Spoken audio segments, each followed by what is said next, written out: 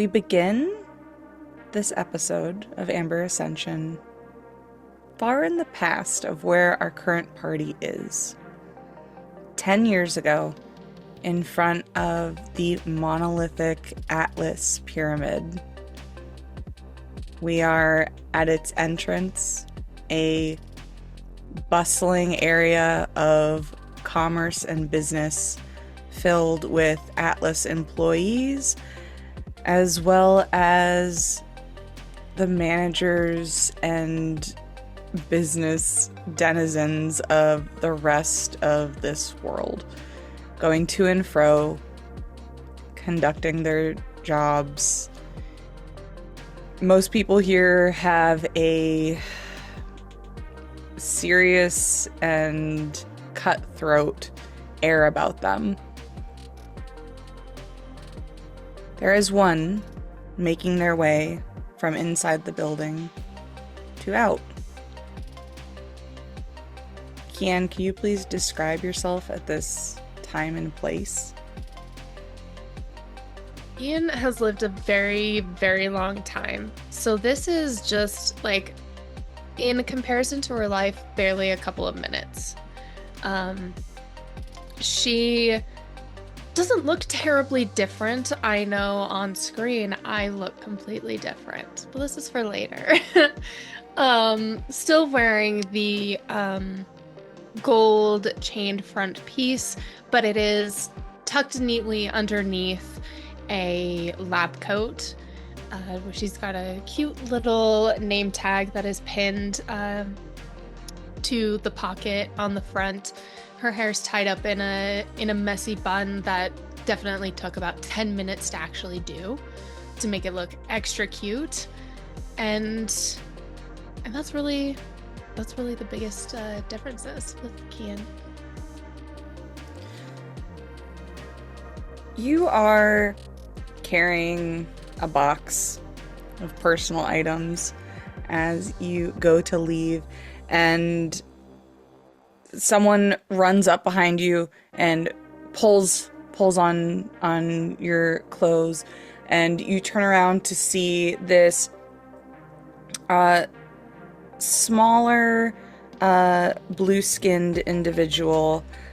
She has spiky yellow hair and like very large green eyes that kind of jut out, and when she blinks there's like multiple lids that go over them, and she is dressed in a long lab coat. I just heard. I'm so sorry. Oh, it's okay. It was really my decision. Oh, it was? Why? Where are you going to go? I don't really know yet. I do a lot of things, you know, in my life. And I like to go on adventures, I guess. Maybe. I don't know. We'll find out. But really I think it was just, you know, boredom. Bored? We're at the height of innovation here. They look like confused, and it's very quickly to tell. They clearly had assumed that you had been fired. The idea of somebody quitting Atlas is kind of unheard of a bit. Like, this is the height of someone's career, so watching someone leave is strange. As this scene is going on, Jacob, could you please tell me who is in the background overhearing this conversation? There is an elderly woman who has been working at Atlas for some time outside on her lunch break.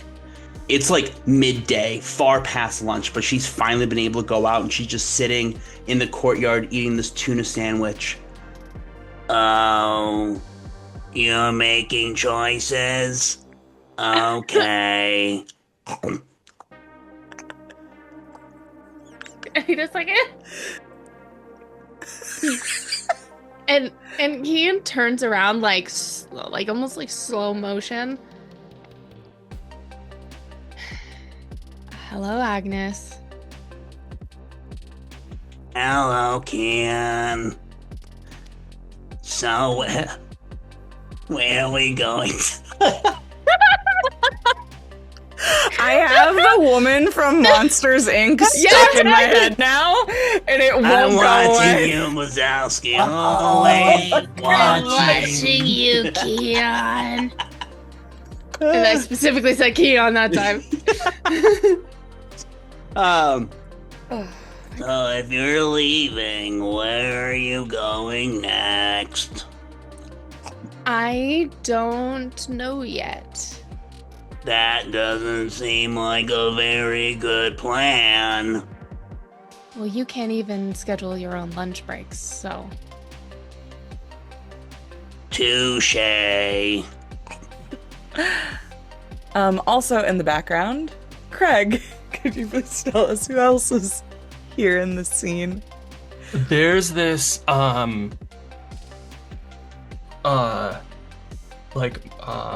butterfly person, younger male with like a clipboard and a box under his arm, and like walks up to Cian, and this other person is like, can you get a sign for this package, please?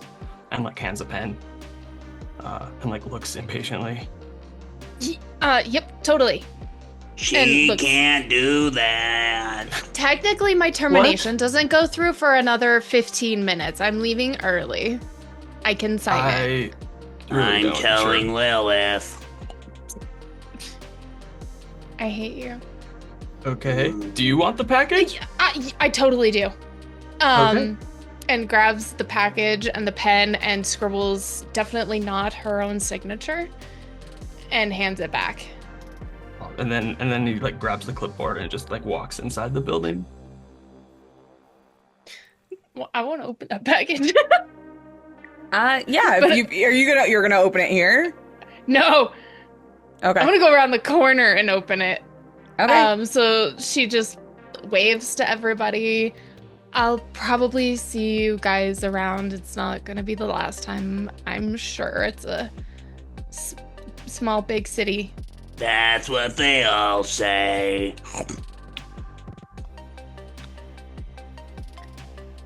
I definitely look forward to never seeing you again.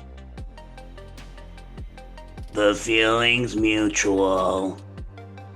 And she just snickers back at her and goes and walks around the corner. As you go around the corner and begin to open up this package, you see that inside there is a letter that is addressed to Lilith, the CEO of the company, or, well, at this time, she would not have been the CEO. Back 10 years ago, she was like a higher ranking manager, specifically assigned to the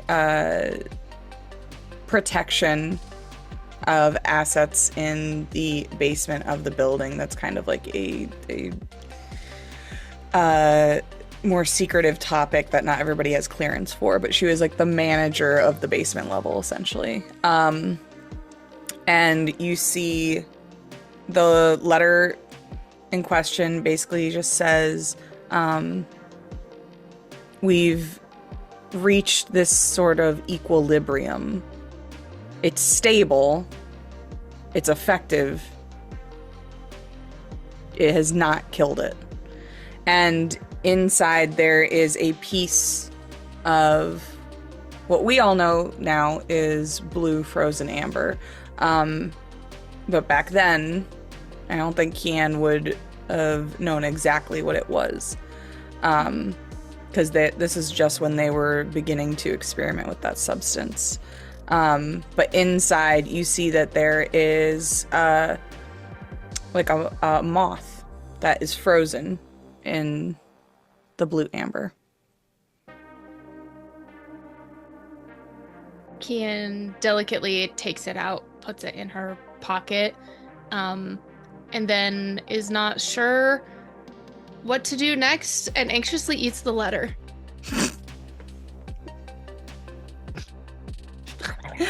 I so wish Amazing. Agnes was here to see that.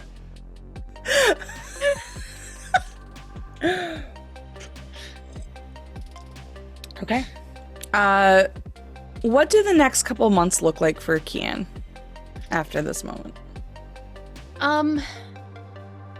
For Cian, it's a little bit of self-care that maybe only lasts a couple of days, and then the actual boredom sets in. Like she was rather bored working at Atlas because like her life has been so long, so full of things. It just didn't feel like it was where she was meant to be, or what was best for her or her people, because she kind of hides her real self to everybody so she can fit in and experience life. So then she'll probably just take a little bit of time in a more thorough disguise, fitting in with some of the other mothlights and hearing different prayers to her, or even like going to some additional like ceremonies from all of the other ones that have the butterfly tattoos, and just kind of more enveloping herself unintentionally in the sadness of her people. We are in a vibrant night scene. I don't think we've actually been in a nightclub yet in this world. I don't think so. Which How is wild exciting. because it's like cyberpunk city. The music is pulsing so loud in both of your ears. Around you are neon strobe lights that go across a dance floor as if you are sneaking into a high-tech vault in a spy movie. All sorts of lines with different color lights and bodies all around, tightly pushed together, wearing the skimpiest of cyberpunk clothing. Everyone is jumping to a beat together. We're in that moment where it almost feels like the crowd is moving the building itself. Across this dance floor, there is a group of private tables who are receiving like alcohol services and amber services.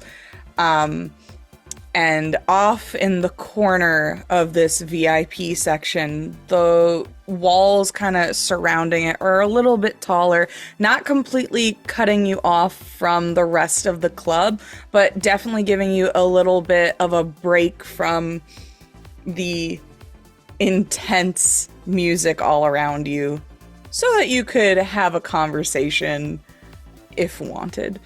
And I think that is where we find Auric and Cian.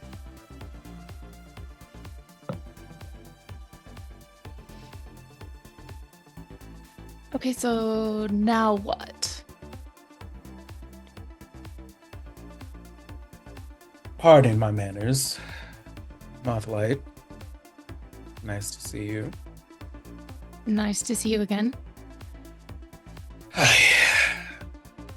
Sorry for, and you see Auric, and Auric is like slightly like glistening with just like a little bit of sweat, because he was very much so on the dance floor before he caught your eyes coming over. And sorry, I just enjoy a little liveliness if we're going to be meeting for the first time. Oh, please. I don't mind at all. Huh. You're a little more open than Lilith has made you out to be, I guess. Well, Lilith has quite the stick up her ass sometimes. So... Seeing that you work directly with her, I assumed you would as well. I've lived a little bit longer of a life than she has. You wear it well. Thank you. Self-care goes a long way. Interesting. So, are you going to tell me about this group that you've associated yourself with? Any information you want to pass along? There is a little bit. So, would you prefer I speak with code names or the names straight? Oh, code names are fun. And he kind of like leans over the table. Okay, so Dog and T have way closer relationship than I could have ever anticipated. T Even got to join in once. T happens. Is that Loman's sister by chance? No, that would be Dog. Oh, so T is T is Rex. oh, clever. I thought I was being rather clever with that one. Very clever. I'm glad you see the humor. It like at the laugh, Oric is gonna kind of like raise his hand and like call over for like a waitress or somebody to take a drink order or an amber order. I think at that point, then I'm gonna say Gloria or Hex. You guys, one of you want to be the server? Okay. A lady dressed in like a go-go dancer cyberpunk outfit comes up and says, "Hi, may I take your orders?" Well, aren't you charming? Yes, I'm quite charming. Sorry for the loud music. I can ask them to turn it down if it's too loud for you. Were you about In to say if fact- it's too quiet? It's lovely. Thank you very much. Also very drunk. You're on the club. They encourage it here. Oh, okay. We'll have whatever you're having. Yeah. Make them a Drugs. double. Double drugs. Okay. Sure. Why not? She goes up to get you the double drugs. Just straight up double drugs. Hex, who else is in the background of this scene?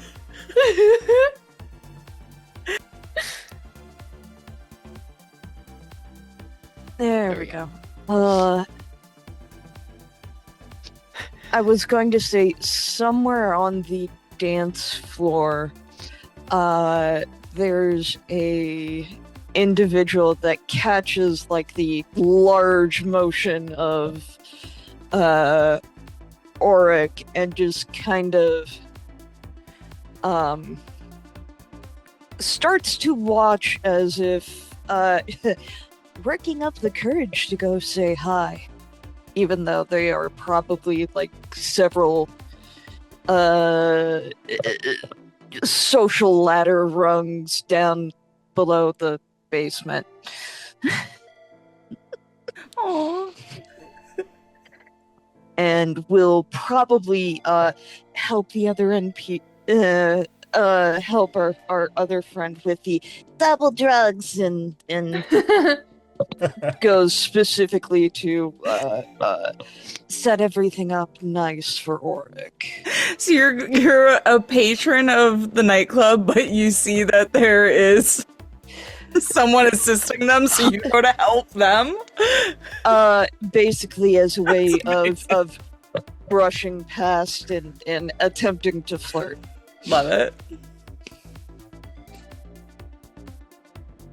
Okay. I think that's not a server, but they do have a twinkle in their eyes for you.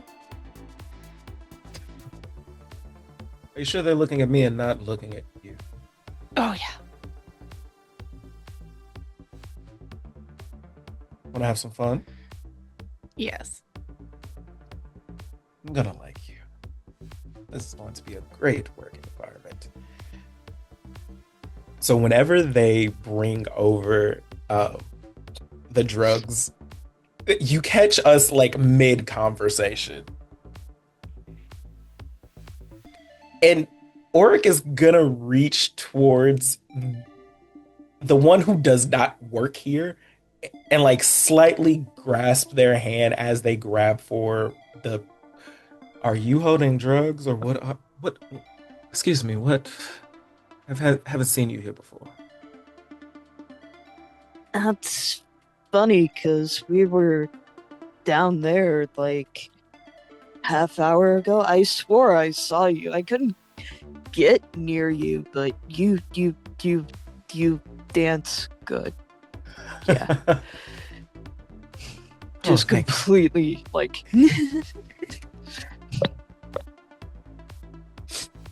And what is your name? Rick. Yeah. He's going to like do a full like cock ass smile. Just Rick. Lovely name. Do you partake? And he's going to like offer the amber back towards you. Or is what is this, by the way? Nevis. Just to explain, amber is like think wine, but it's a golden amber color. And I was making sure it was amber. Yeah. Okay. I mean, that's like the main drug here, unless you want it to be something else. I didn't know what this one was bringing. That's all. But it has like, I guess, euphoric effect and kind of also the alcohol ditzy sort of thing. But when used in other circumstances, it can also be used as like a power source, or too much of it can kind of make you go a little cuckoo. It's got a lot of applications, but in this world, mostly a drug. I love it. Makes you feel powerful. The end. Continue. Do you partake? I mean, I might have had a little on the. You're not a cop, are you? That's a good one. Yeah. And funny. Going to like putty. This guy is putty. going to like take a swig of amber and hold up the same glass towards you. He takes it, tries to remember halfway to his lips not to chug it, and then matches and that's Good it. boy. And he's going to my apologies, and going to wipe away just a little bit of amber off of your lip. If the option is there, it's on. Auric will return this kiss and kind of break away, saying, "All right, sorry, I have a little bit of business I have to get back to. Later, I'll find you on the dance floor." and he very awkwardly tries to leave, and yeah. Well, That was excellent. thank you. You're next. Oh. Okay. Okay, so T Dog, Mm. and they've got a thing going on, and you said they invited you. Okay. Lots of rope. Oh, interesting. Lots of costumes. Oh, is this like a party that they are just putting on together, or a I mean- parade? A personal party, maybe. Fair. The fun kind. And then Cian is going to catch up Auric on basically everything that had happened, and then goes into talking about someone named Diamond and someone named Stag mixed in there. But so far, that is where we're at. We know that the masquerade will be coming up, so I assume something additional will be happening there. Interesting. All right. Do you think that the tea and dog are useful outside of the bedroom, or is there anyone we should actually utilize? That's a good question. My initial answer is technically no, but dog does have a lot of money. As for tea, the anger issues for sure. And running the casino, that could be useful at some point. I don't know where or when yet. But with his boss out of the way, could be useful, but absolutely not trustworthy. Interesting. And the other two, useless? Yes. What are we No, doing? What are not we working with here? useless.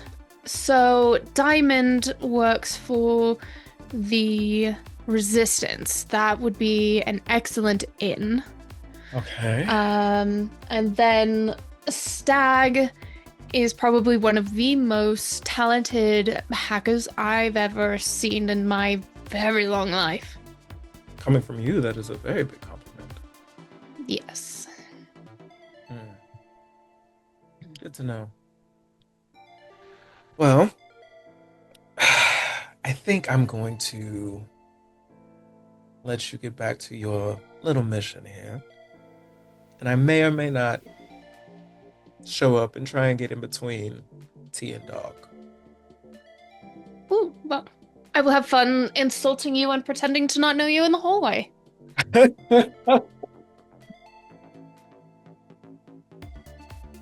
Oh, this is going to be a great partnership. My last partner was kind of a stick in the mud. Ugh, that's boring. Trust me, you won't. They won't be missed. And like, there's a small glint in their eye. Like, they may have gotten rid of their last partner. Don't worry. Ian would not mind. Oh, I know. Sometimes people need to go. But yeah, and then with that, I think Auric would head back towards the dance floor and find the person that they were flirting with before, but still keeping like a very watchful eye on Cian. Cian will just sit there for a while, having some more drinks, not really doing much other than just people watching, and then maybe after like an hour, would just gently get up and head back home. Okay. We are going to go to present day. I think we're gonna I'll do these two scenes first, and then we'll do the other Cian Auric scene. Rex.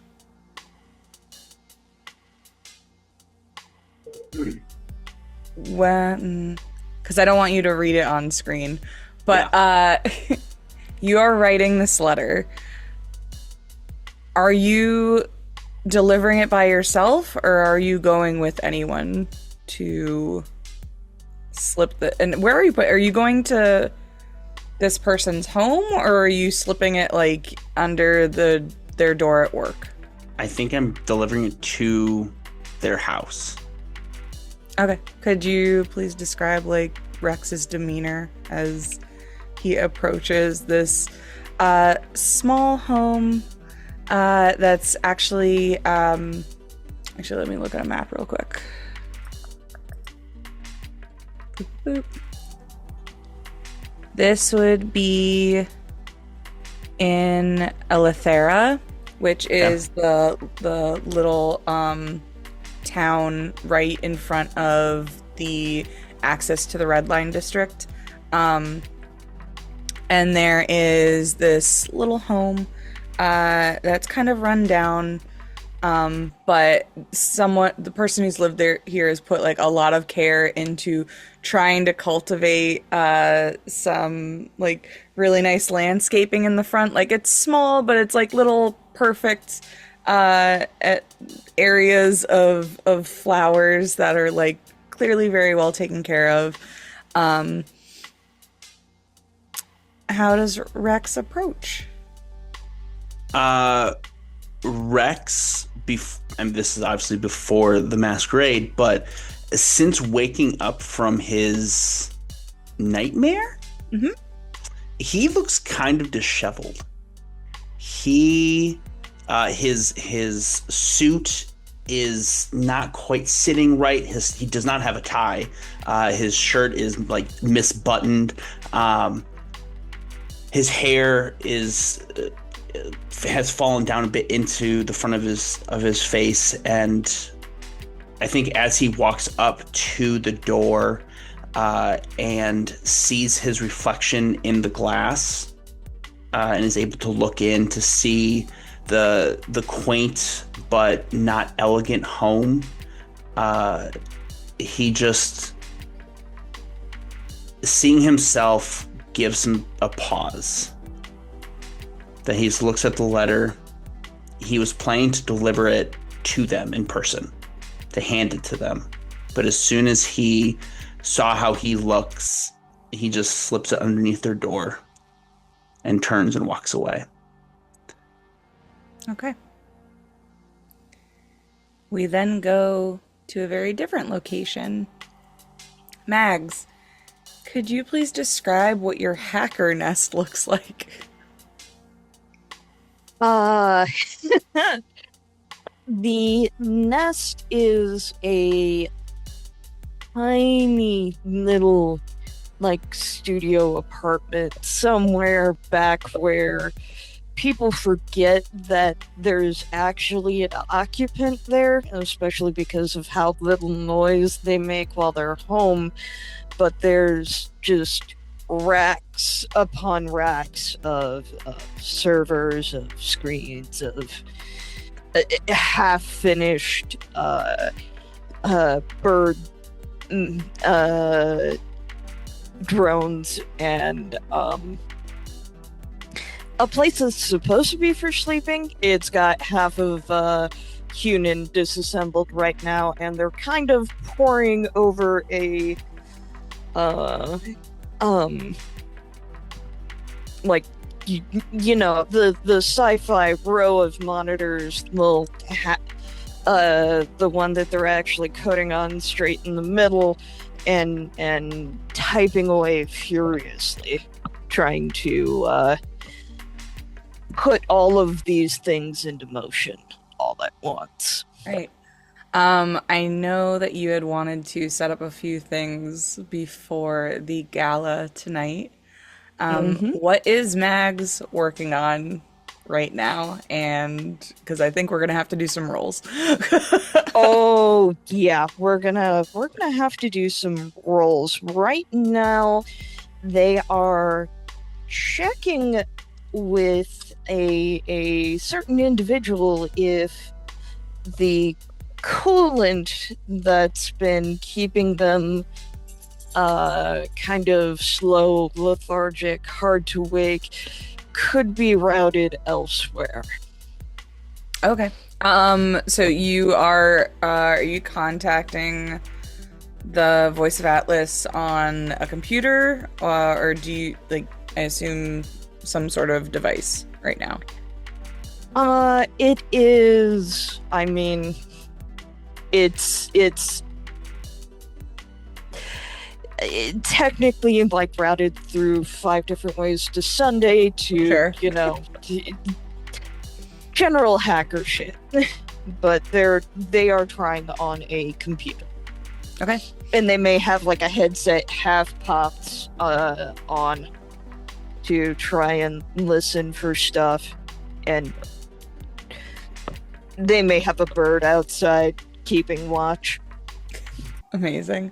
So you input this query to see if it is possible to divert the frozen amber to a different location. Let me open my Bloom code source document real quick.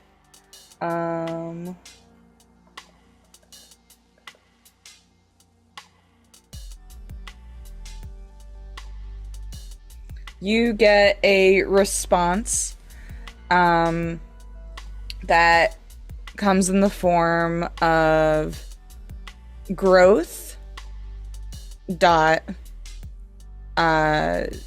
light, and then in like little brackets you see the number 4. Okay. I'm guessing that's what I have to roll under. Yep.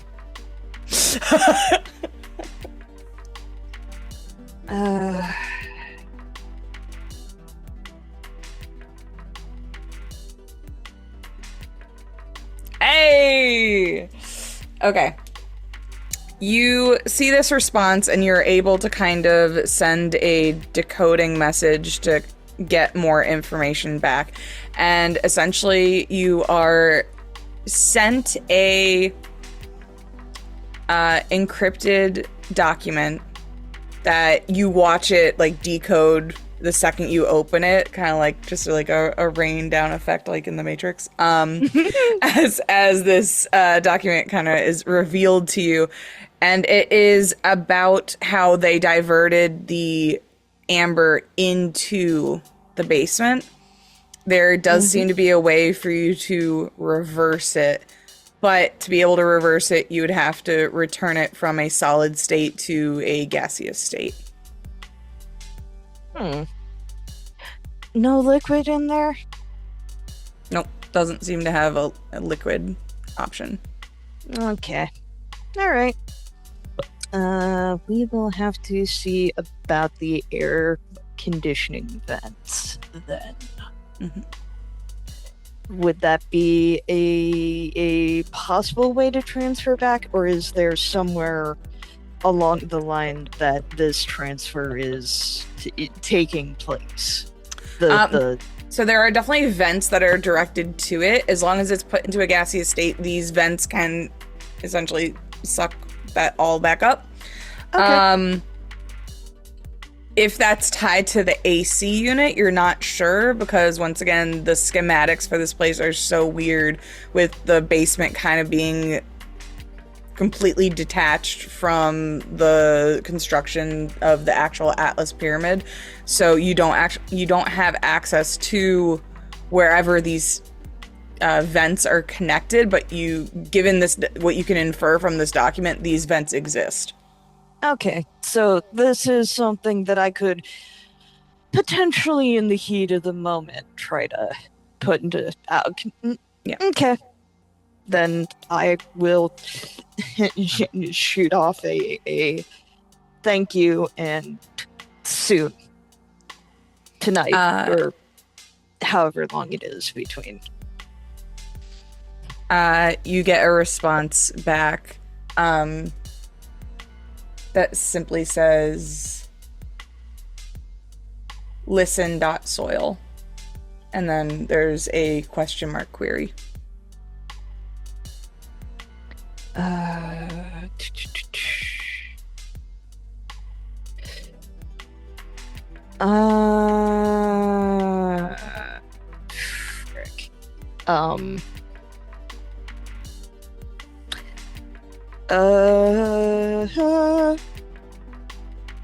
Yeah, I pulled this up and my brain's like, what? You're fine.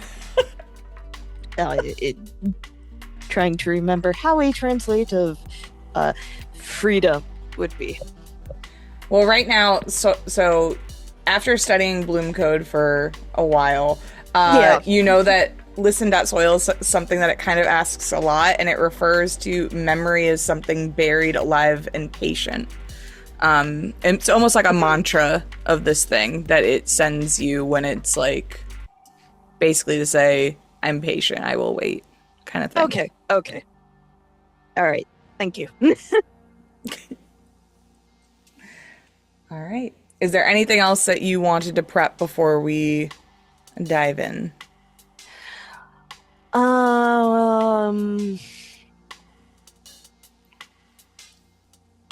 I will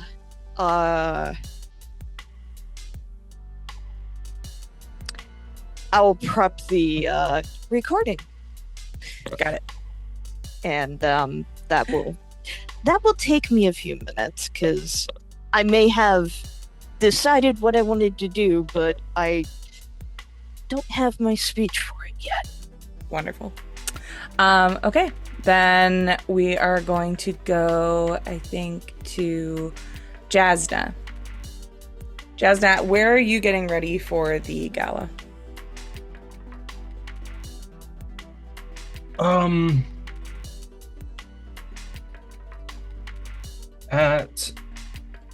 I think right now she probably feels most comfortable in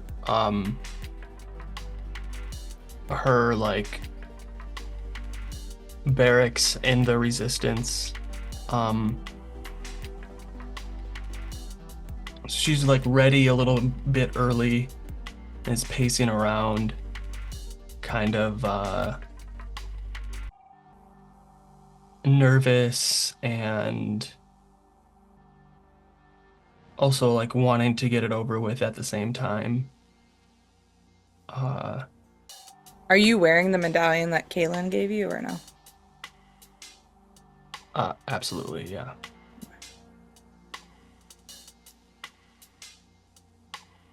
Just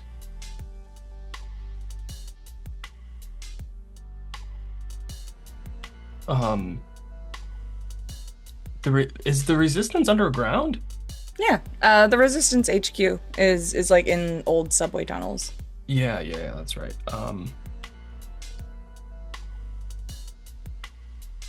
I think she pulls up some old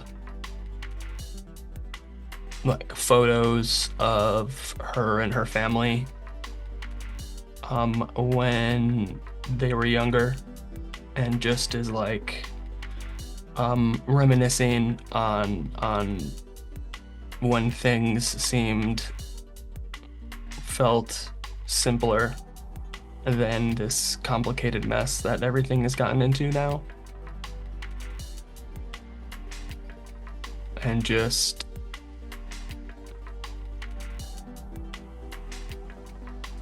holding on to the hope that she can make the right decision for her and her people. You're looking at these photos and dealing with a weight of uncertainty and conviction that you've known was coming, but could never have anticipated it being this soon. And you feel this strange reassurance set in the back of your mind, almost as if there's a presence on your shoulders that's comforting. And it doesn't just feel like one person, it feels like the spirit of many who have gone before you in this role, who are there silently supporting you.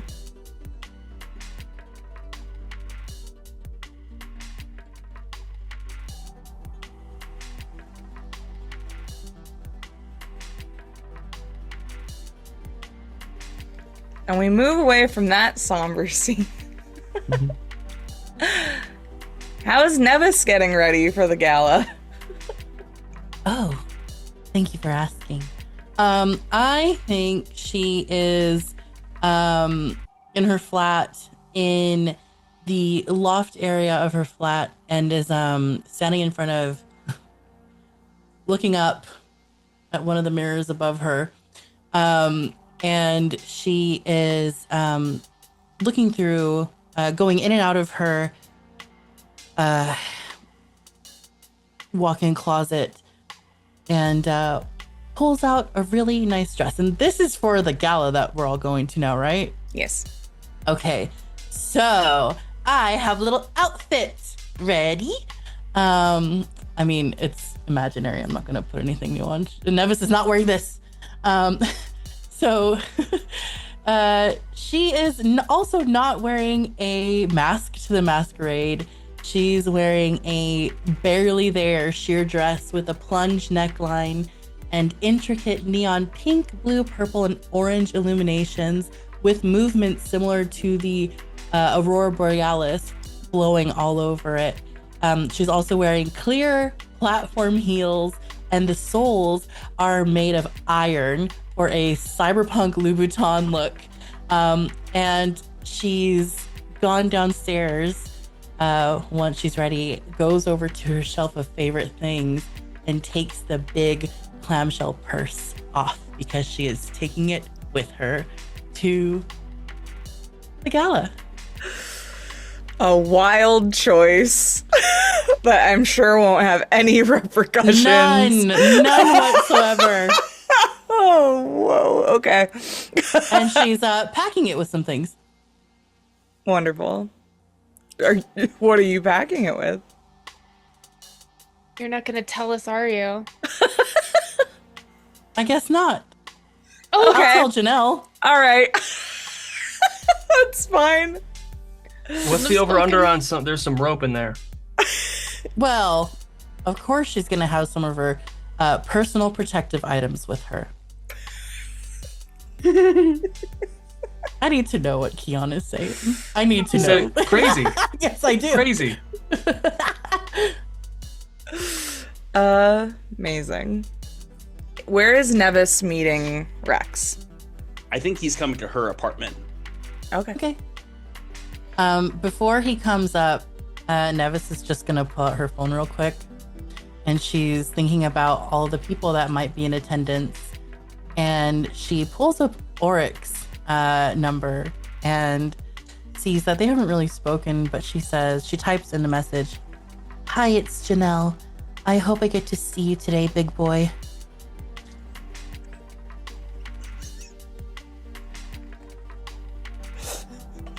I wish I was unmuted. The squeal I just squealed. Cannot.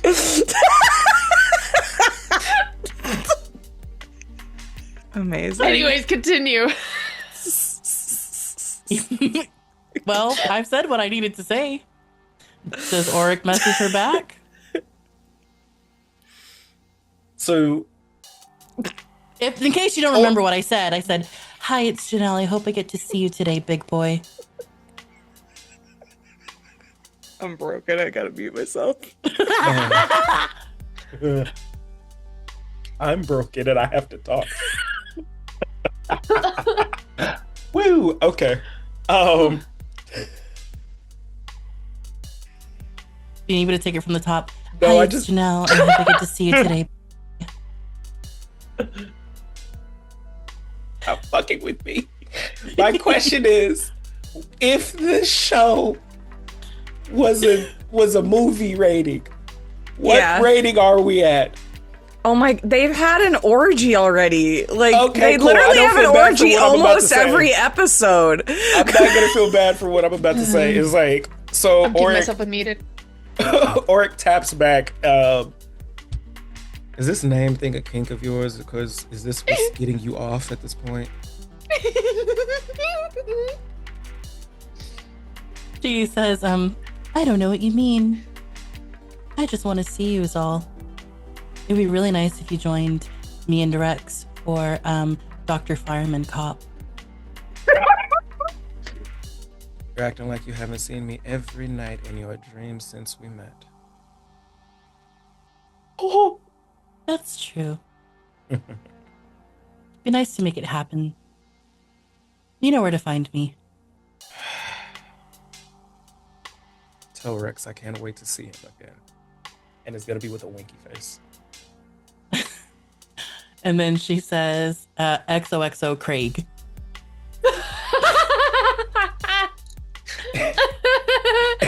And where Oryx is at this is like, he places down his device and just is like,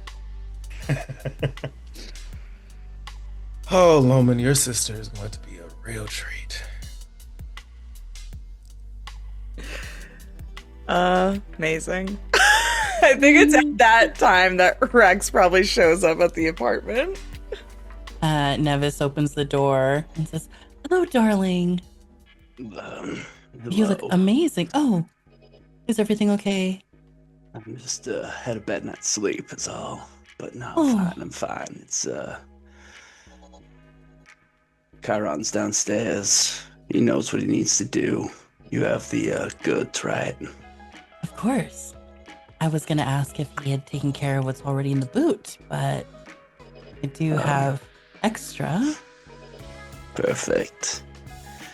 He's getting everything set up as soon as we're in place. You did mention in one of your texts you bought a mask for me.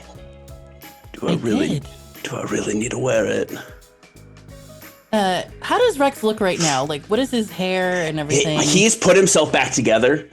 He's in a black suit. I mean, as I look now, black suit, black shirt, black tie, red pocket square.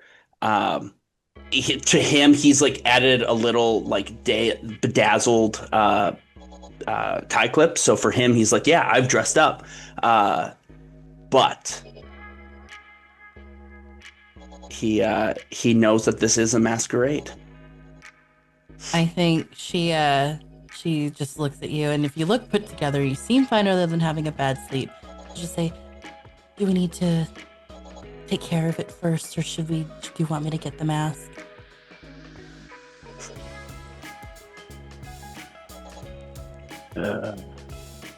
Clock's ticking, unfortunately. I don't think we have the time to indulge. Okay.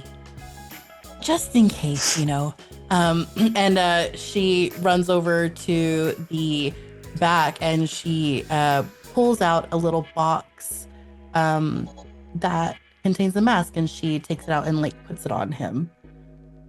As he puts it on, he's going to groan as he sees it.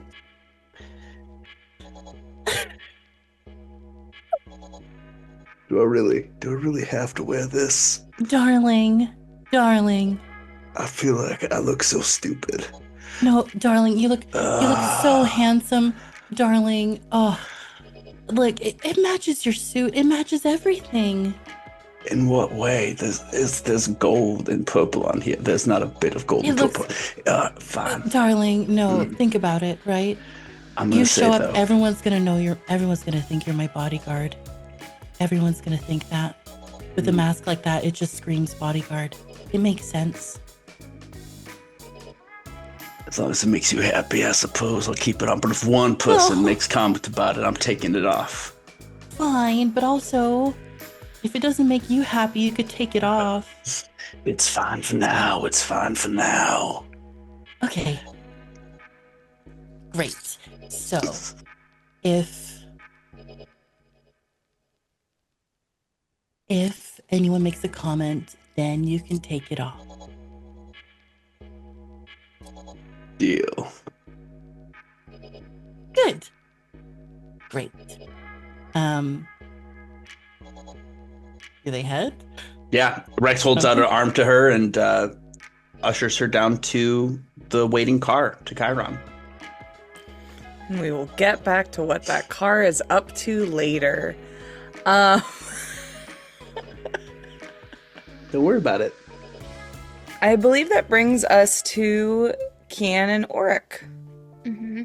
Okay. Where are you guys meeting near Atlas, I assume, before the gala, or? Yeah. Okay.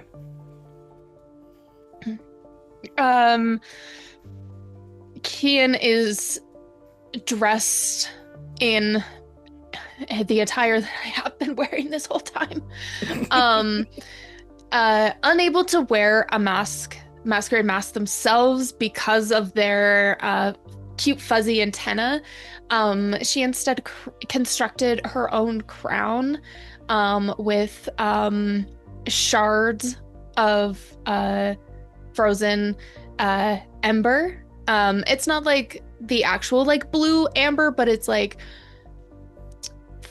frozen in like resin pieces that she has put together into this little crown, and has changed out her normal gold chain to silver to match the white crown.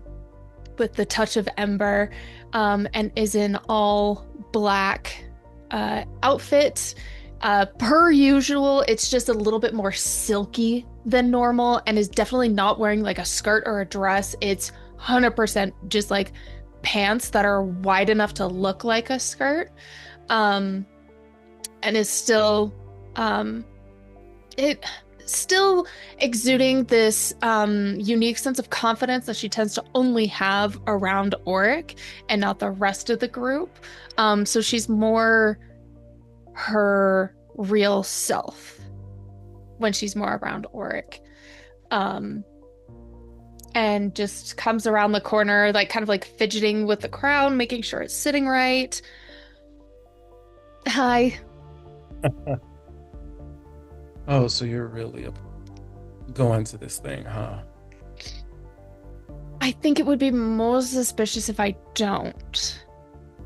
I have to continue to play the part. That is fair. And to that, Auric is kind of like leaned up against the wall, like like there's a metal file in his hand, like iron, and you can see him like sharpening his gold tipped fingers.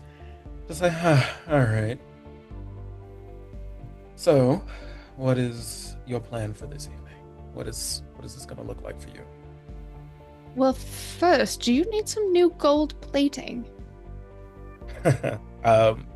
And then you see the gold on his fingers and like his hand start to move, and he's like, "This is not plating, darling." Well then, didn't realize you had that. You typically hide those under gloves. I love them.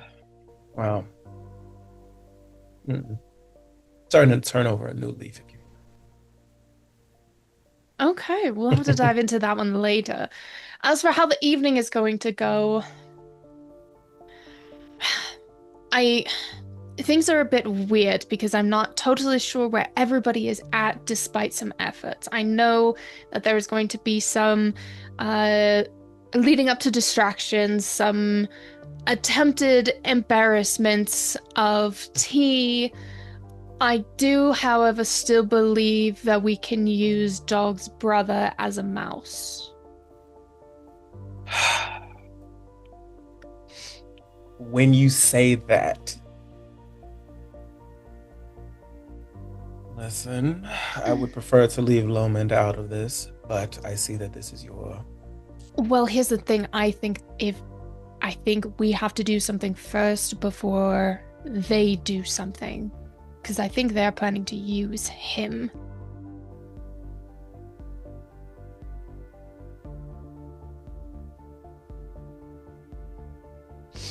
He's going to reach into his pocket and pull out like a folded up note and slide it over to you. Listen, if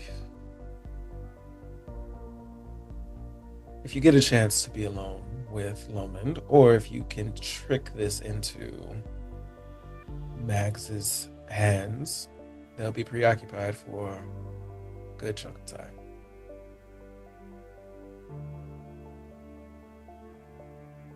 All right.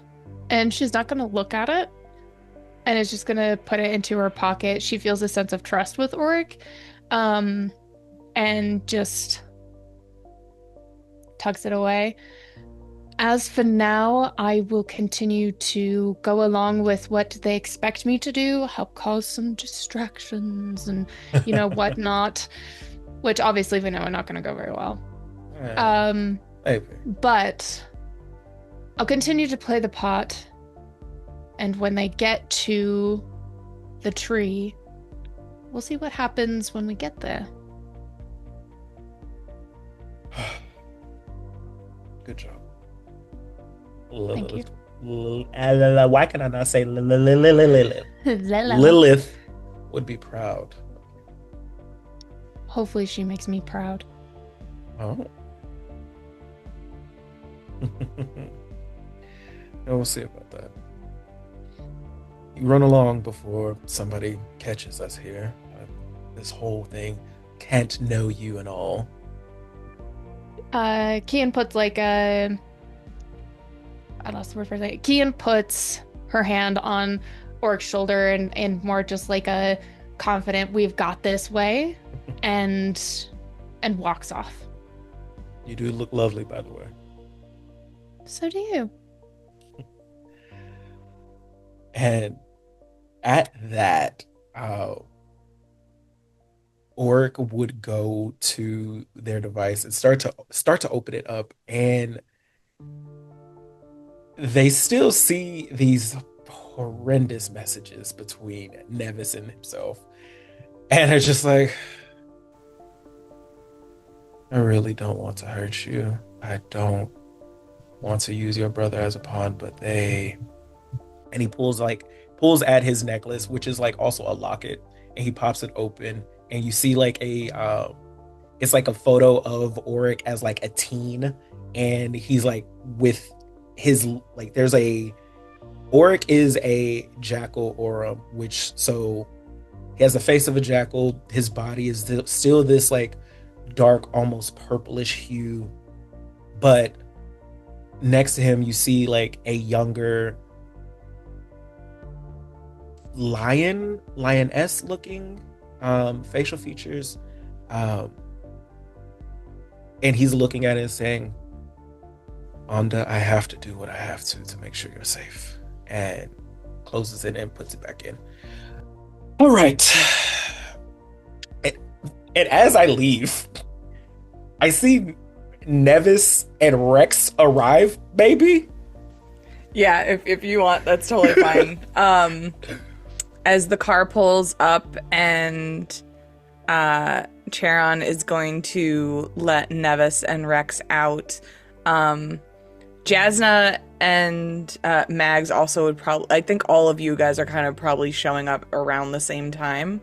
But you definitely would see Rex and Nevis getting out of the car.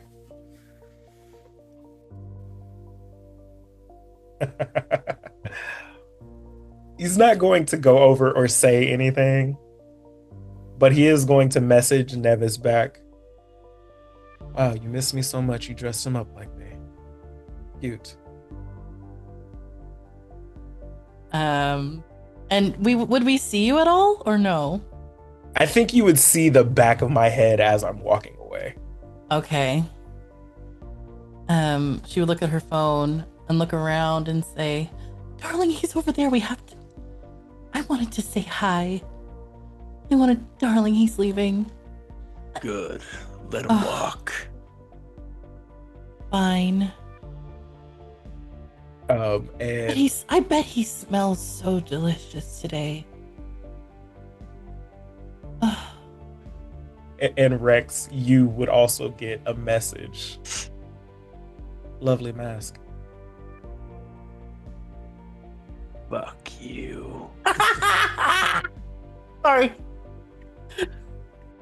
Don't you dare apologize. I forgot I was a Yeah. demon. I'm gonna have so much fun making the animations for these text messages. Oh, this has been great. Yeah, I think that is where Oric will move off into. And who knows, depending on how the rest of the night goes, he might show up to the gala.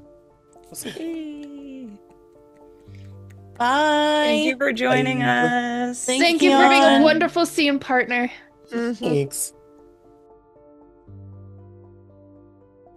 You all begin to show up one by one, some in pairs, to the Atlas Gala. The pyramid is, as it ever was, a testament to this city. Magenta and green pulsing lights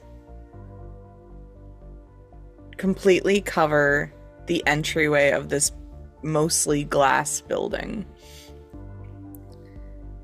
Inside this entrance, it is kind of similar to the lighting of a club where everything is sort of coated in color.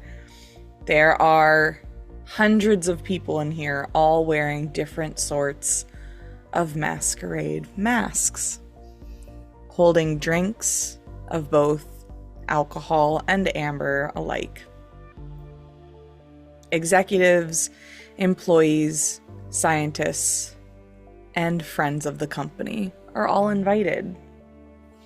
And as you walk up to the entrance, there is a long carpet, a metallic iron gray that shimmers as the guests of this event walk inside. On either side of this long carpeted entryway are massive lights pointing up into the air to the sides and moving back, signaling to the entire city that the party is about to begin. We know that Nevis and Rex have already showed up. Cian, did you walk to like the entryway, or did you kind of circle around to do like another? I assume so circled you weren't around coming from the same quick. direction as Orc. Yeah, correct. And Jaznah and Mags, as you two also show up, could you describe what you're wearing to the gala?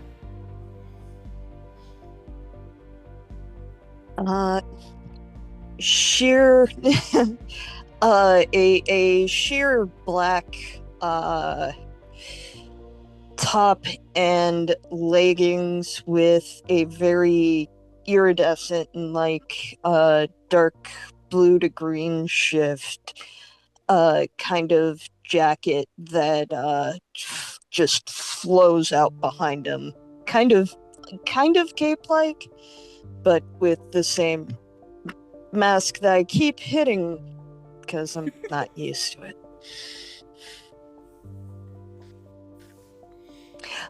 They have their bird on their shoulder for a little bit as they step out of whatever vehicle that they were in and is scanning the sky above the pyramid, looking nervous. You see no birds above.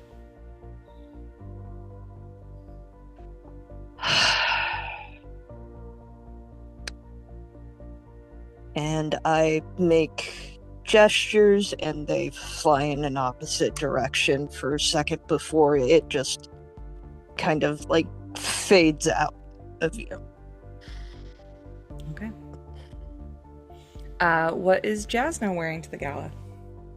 Jaznah has this tight-fitting dress with this cape that's attached to it, and it's this iridescent blood red that shimmers with a blackness to it a little bit in the right light, with with some stiletto heels that she purposely clicks loudly on the iron carpet. No mask. Amazing. I think it's at this time that all of you kind of converge on this entryway.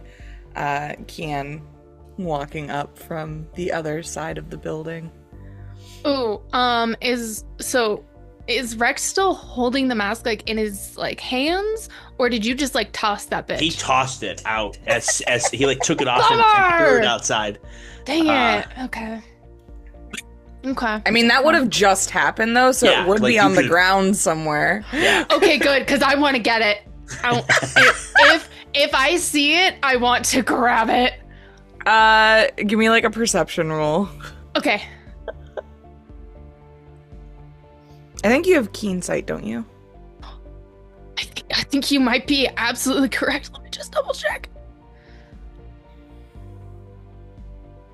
I have sense of hearing. Could I hear it clatter on the ground? I'll allow it. He's through it. Okay, I'm gonna be really keen. Ooh, 4. Hey, yeah, you absolutely. I think you probably hear a frustrated Rex from a mile away, basically, and are able to like notice as you are approaching that he threw something to the side. That's a recognizable growl. And is gonna grab the mask and walk in holding the mask. Amazing. That's it for now. I did have a question in the chat because I think last time we were saying that we also didn't want to look like we were all together. Oh, Yeah. okay. Yeah, So- we are all coming in at like slightly separate times. Right. Okay. I just wanted Okay, to so double you're check. not walking into the party at the exact same time. Except for only Rex and Nevis would go in together. First, Yeah. maybe. Yeah. Right. Yeah. Oh, first 100%. Yeah. Can I also add that I set up communication devices for us to wear Oh. back and Oh, forth? hell yeah. Yeah, A that's Good season totally one fine. callback. A season 1 callback. Yay. I love cold. But we're all connected this time, I think, right? Oh 'cause it yeah, wasn't because that way last time last we time. weren't. Yeah, we can say that you guys all Sure. have. Okay. I mean, you guys had plenty of time to plan before this event. Okay. I will allow that. That's totally fine. Well, then if Okay. that's the case, after I pick up the mask, Cian's gonna say, "Oh, Rex, I think you dropped something." I think you're mistaken. Sure. No, this looks like it's from that one place that Kitty took me to. Ooh. You're calling me Kitty now?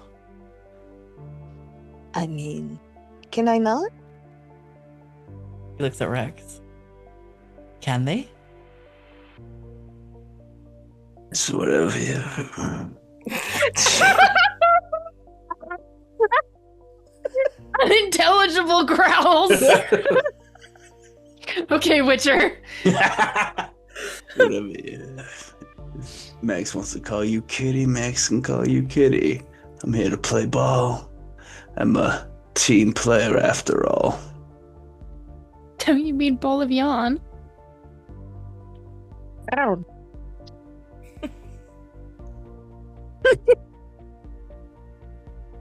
Okay, well, I'm gonna walk in now, and then a kid's gonna like walk in just like normal.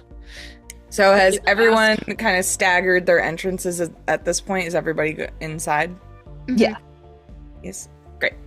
Yeah. You guys see that most of the party denizens are on this first floor massive lobby area.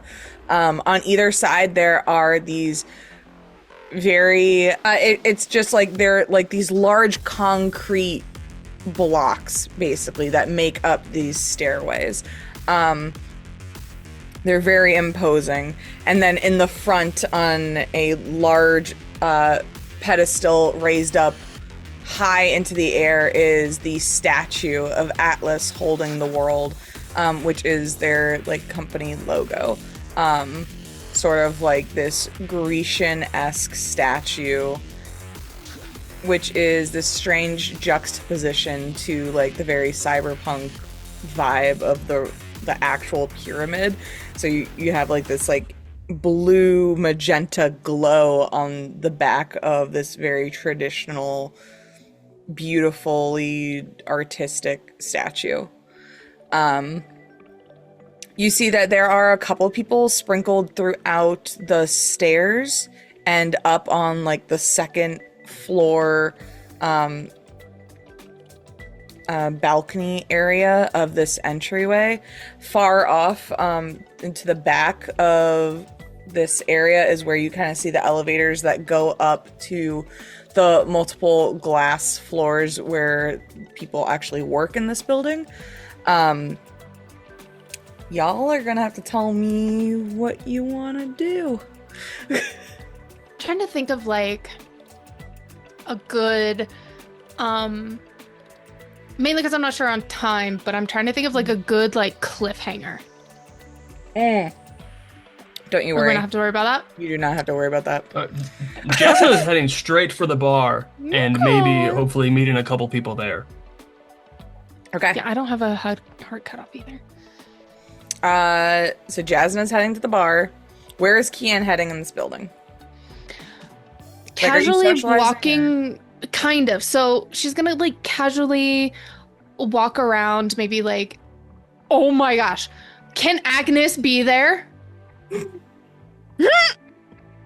Yeah, I need Agnes to be there. She just like grabs the drink and just turns around. I don't know if I can do that voice that Jacob did. I got you, don't you worry. If Jacob feels like playing two people in this scene, sure. Just for like a second, because I think it'd be hilarious.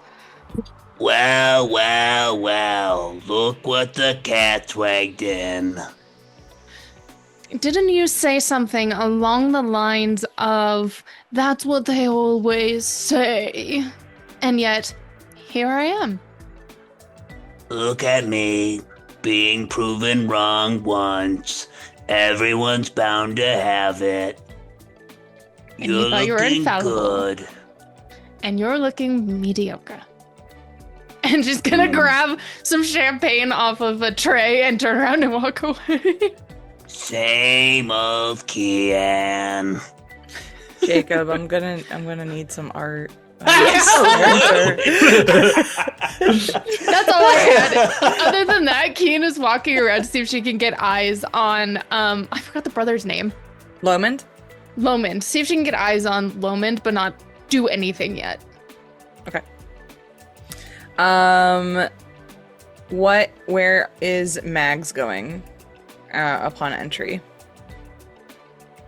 To the to find Jaznah,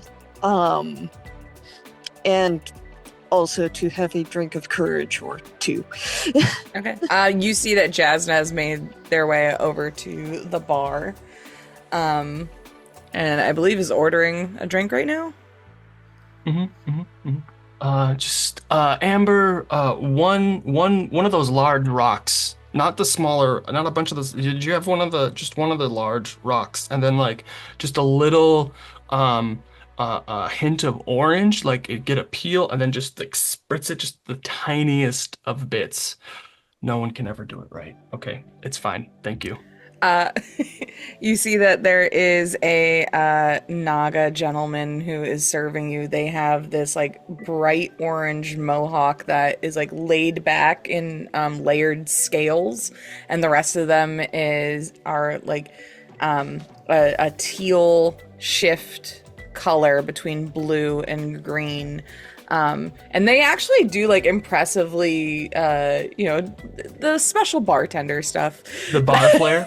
The bar flair, where they're like flipping bottles and stuff. And they try and, to the best that they can, make the drink that you ask for and then hand it over to you. Let me know how that is.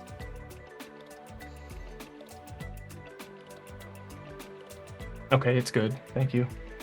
They give you a wink and then go to like the next person in line, as there is a lengthy line here waiting to be served. I think he was flirting with you. What? You sure? It seemed to take long enough with your order. It was a simple drink too. No, I'll next time. You want to go through with this? Last chance. Yeah, I made my mind up a while ago. All right. Where's the access point that you know of around here? What kind of access point would it be? Like I assume you all kind have of thing, or The underground. Okay. Okay, to get down wait. to the basement. Yeah, you guys have essentially a schematic that cuts off at a certain point, because you don't have the schematics of the basement, but you do have like a way to get to it. That's where it like cuts off, basically.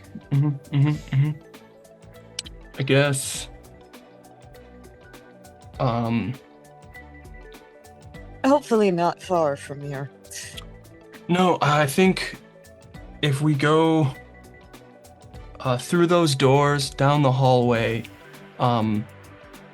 it should be easy for us to get to. However,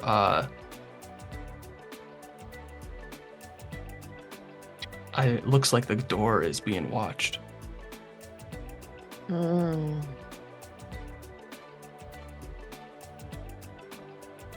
You know, I did bring the costume. That's right. We do need a distraction.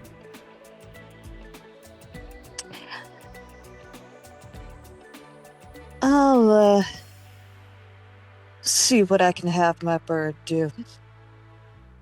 Okay. I'll wait for the signal.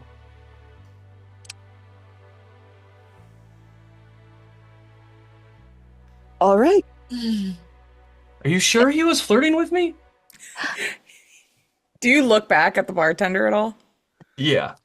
Yeah, they're 100% like they're making drinks for other people, but they're like there's like an all tooth, and they have like a full set of all canines basically, like grinning at you as they're like making drinks for other people. You know, Max, I think you are right. Well, Have fun with that while I I'll set wait for stuff the up. signal.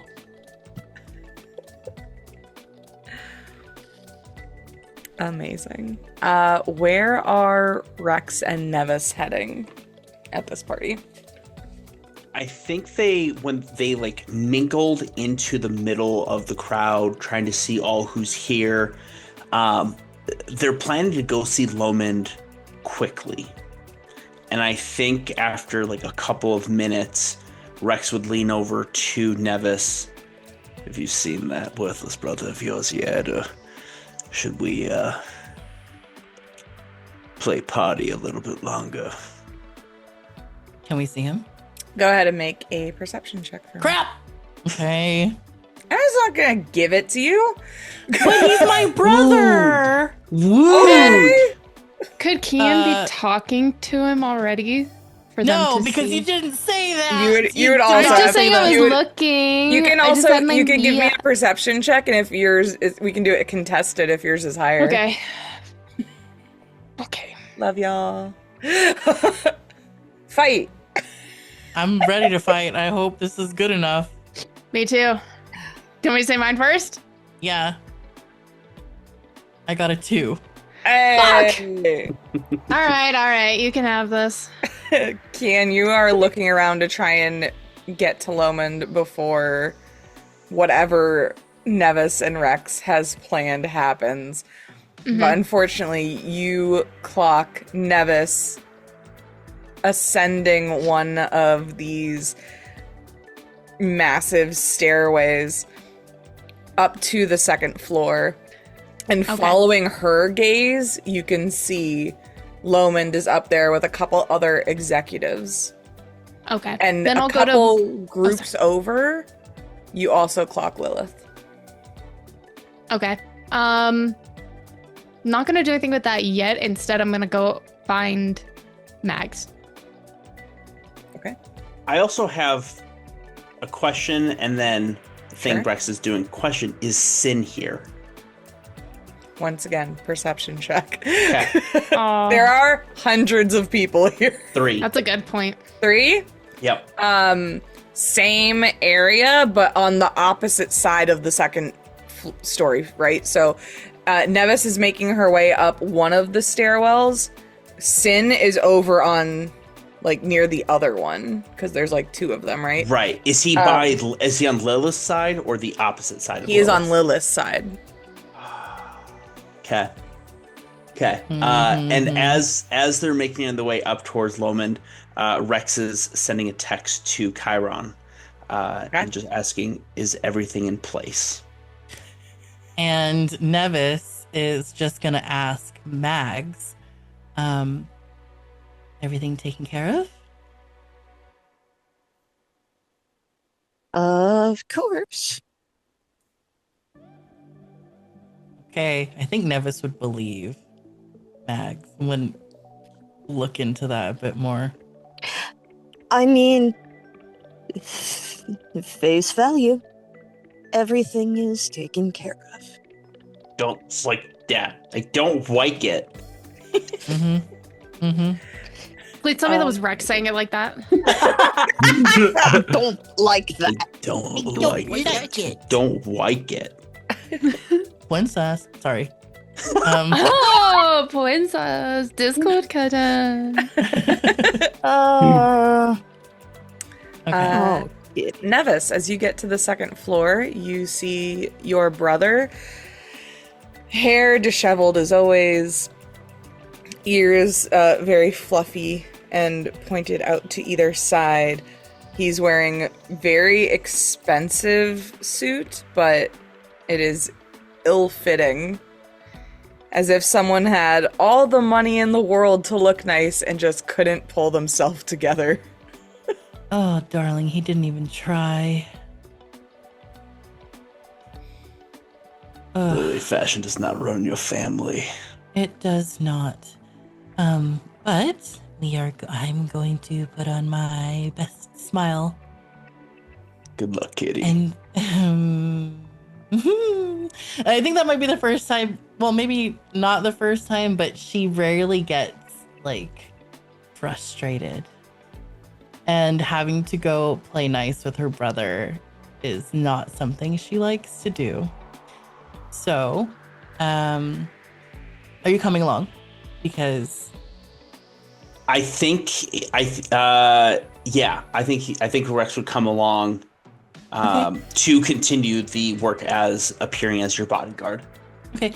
Did Chiron answer back before yes, Chiron would have responded with everything's in place. Okay. I'll go south with that. Great. Nevis walks up, saunters to Lomond, interrupting whatever conversation he's having, and says, "Big brother, I miss you so much." Lomond turns around and sees Nevis, goes, "And you overdressed as always, but looking radiant." And it's like the most awkward compliment. Like he doesn't know how to compliment people. And you are wearing clothes. That I am. Let me introduce my sister to all of you. This is Nevis. This is Thompson. And you see that there is another mothling, a butter elf, who has long jet black hair that's pulled back into a low ponytail. And they have extensive tattoos that go up. You've seen other butter elves where they have the wing tattoos on their hands and forearms. He has tattoos that go all the way up to his shoulders and then onto his neck, and it's the ends of the wings grace the sides of his jaw. And he actually is put together well. He's wearing a silver on blue suit. Then he gestures to the woman next to him, and this is Irina. And I think the first thing that you would clock about this person is that they are a Sirena. They have blue skin that is kind of in a gradient from purple on the interior of their face, and then kind of spreads out to a light blue. And they have the large spikes that are kind of the signature of the Sirena people. But they also have these beautiful silky tendrils, kind of reminiscent of a jellyfish, that are pulled back and kind of braided to one side. And she's wearing a very luxurious gown of that kind of looks like liquid metal on her. and a solid silver mask, solid iron mask. And she is kind of looking at you.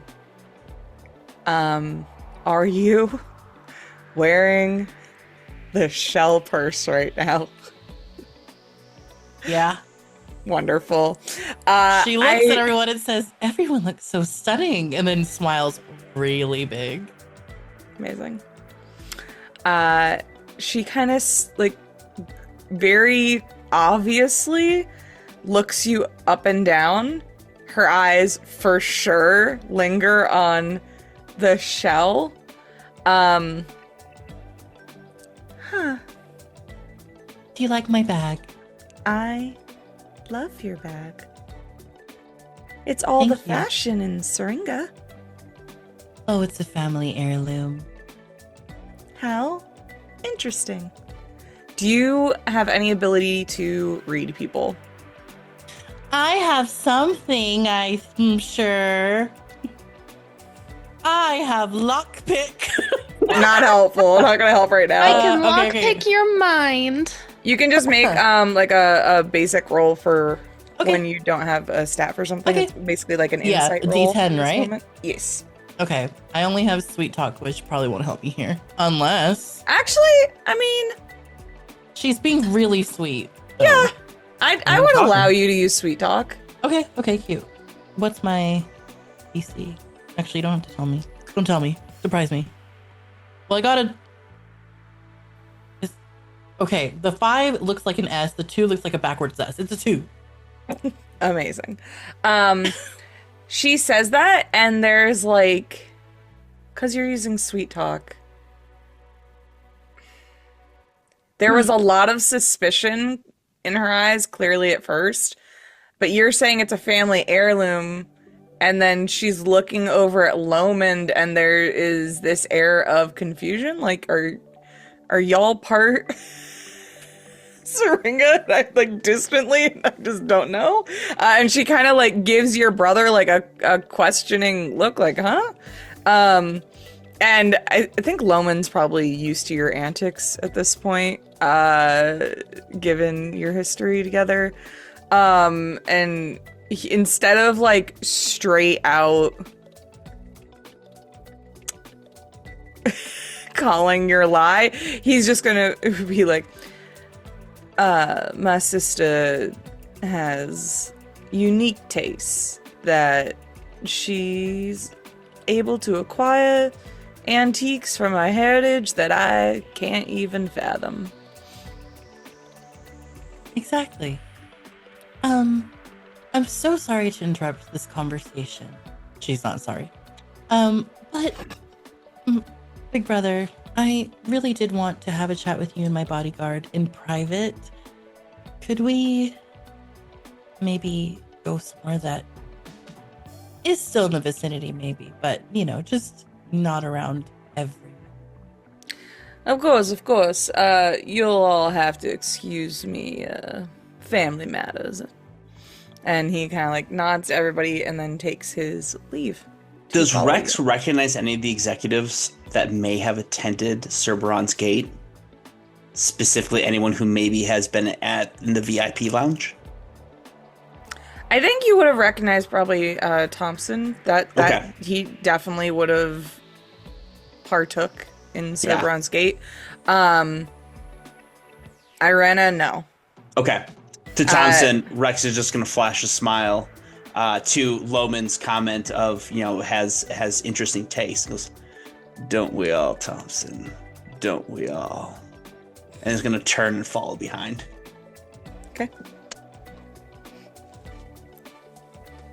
Okay. Lomond will kind of pull you over to a more secluded area. I mean, you're still at like a massive party, but there isn't anyone like in the direct vicinity of you. The upstairs is a little bit more spacious. It seems like some of the higher up execs are kind of hanging out mostly up here. So what was this problem that you were having, like some sort of stalker situation? What is wrong? You said you were scared? Yeah, he was a big, scary man. He was a big, scary man. Sorry.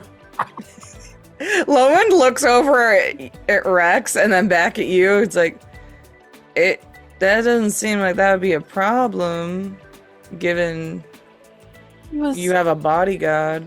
He's real big. All right. Oh. And what exactly do you want? You want me to look into who it is, or I guess I could threaten them or something? What are you Well- looking from me, Nevis? Darling. She just says to Rex, did you want to... There's a few things. However, I do feel like my bodyguard, or Rex, would spell it out a bit better than I could. All right. Is this gonna take a while? And he looks down at a wristwatch, and I think it's about then that Cian, I know you said that you were looking to where Nevis was going. Did you try and go up there, or did you go to Mags and Jaznah? I'm gonna go to Mags and Jaznah. The intention behind it is the letter that Cian was given. Okay. Because it's possible that I could just like give the letter and then we could do something with that later. I'll at least just like give it and then we can. Okay, so you're we can just play with that handing later. the letter over. Yeah, so Cian's gonna walk up. Hey, Mags. So I found this in my pocket. I think someone intended for me to give this to you. I don't know what it is. I didn't open it. I don't know what it is. But here, she hands it over nervously. Okay. And I will actually flip through it and see if there's anything pertinent to what we're about to do. I am gonna have to splice in what is there because I don't know right now. I don't Mags want to. gets a wide look in their necessarily- eyes, and then we cut. Yeah, I mean- essentially, yeah. And now nightmare. just kind of like disappears back into the crowd. Okay. Lomond has checked his watch. Is Jaznah doing anything in this moment before I let these other two do their crazy shit? Probably just making her way slowly to like the doors that she's gonna eventually go through. Okay, whenever the so you're distraction going to like happens. scope out what the guard situation is to get into the basement. Yes. Perfect. Wonderful. Go ahead and actually, you don't need to roll a perception check because if you're like slipping into the back, you notice that that area has two people on duty. Mhm. They are wearing full face masks that are red, and they're dressed in red on red suits.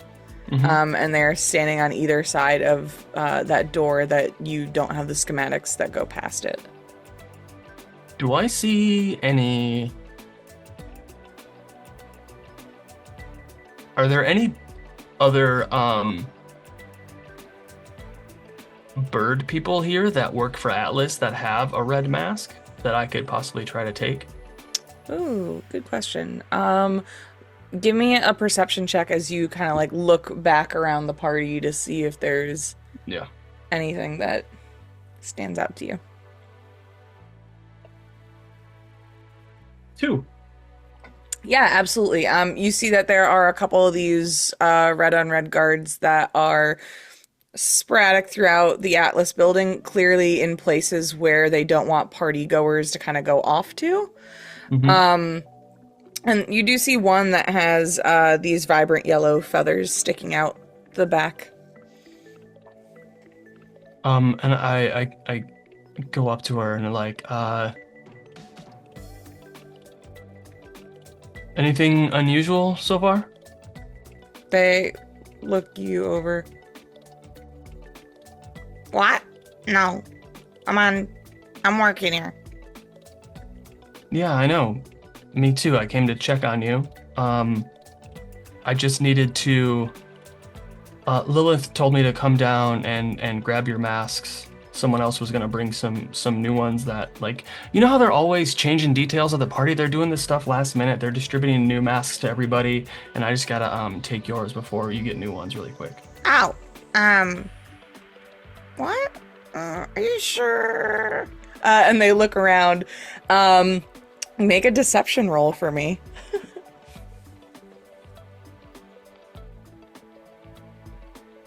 That was awesome.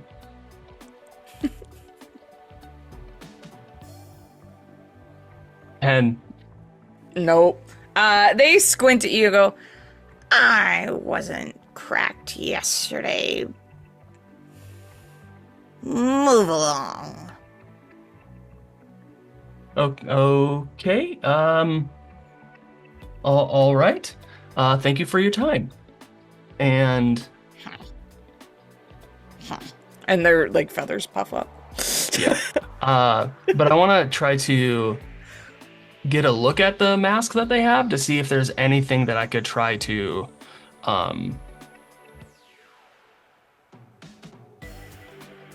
like imitate it. Maybe even if I have to go to the bathroom and like rip my dress a little bit and like make my own Ooh, mask you are somehow. wearing a red dress. It's kind of like one, like, you know, like the Jason hockey mask thing. It's like that, but it's like a red version of that. Okay. Well then, I think You could probably, if you find like another mask base, just coat it with red fabric. I mean, yeah. we're gonna be like a arts and crafts hour situation, but it might work enough to trick somebody in like a couple first seconds. Yeah, that's the only thing that I'm like looking forward to, is to like trick somebody for a few seconds. I'm not worried about like after that really. So I think, yeah, she's going to prepare she's gonna rip off part of her dress just to make like a blindfold that she can see through, that just like, just so that she's in a red outfit and a red mask, just so when she later goes up to talk to those people, maybe there's a little bit of confusion. Okay, yeah, absolutely. You can do that very easily. We go back to Lomond, who looks up from his watch. All right, what do you want to explain, bodyguard? At this point, Rex has turned off his communication. Oh, okay. Nevis too. Okay. We know who broke into Silberon's gate. We know who was working with them. And we want to ensure that you can get some glory. Move yourself up the chain of Atlas Command. When you and I met some time ago, I mentioned that I had pokers in the fire. I think it's best that you and I talk privately, away from prying eyes. You'd hate for someone so prideful, someone sinful, to catch wind of this sensitive knowledge. His eyebrows shoot up as you say that, because Lomond has been in hot water over the theft at Cerberon's Gate for a while now, as he is like the acting liaison between the Atlas and Cerberon's Gate. And at the mention of sin, I don't think he's not good at like hiding his emotions. He has like a clear tug of confusion and a little hurt. And his eyes don't dart. His head completely turns to go like look over at Sin, and then back at you. It's why I got in touch, big brother. We wanted to make this right for you. Wait, so then okay, hold up. Sin is after you? And is pointing at Nevis? No. Sin has hired a known bounty hunter, a known criminal. Oh. To, All right. Do you have any evidence of this? That's what I want to show you in private. You have to understand, if I were to pull out the information I have here, it would just... Again, too many prying eyes. All right, fine. Let's go up to my office then.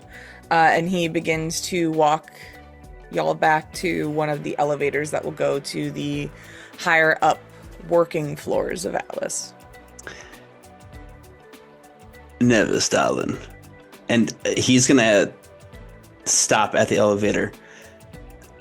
Perhaps you... actually, no. He goes in. I take that back. Okay. All right. What is Nevis And then doing? turns the communication back on.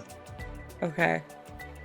So Rex and Lomond are going up in the elevator up to Lomond's office. Nevis is not going with them? She is. She is going with them. Okay.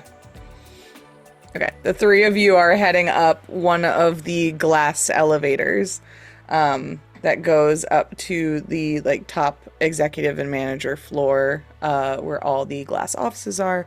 I believe where we started season 2. And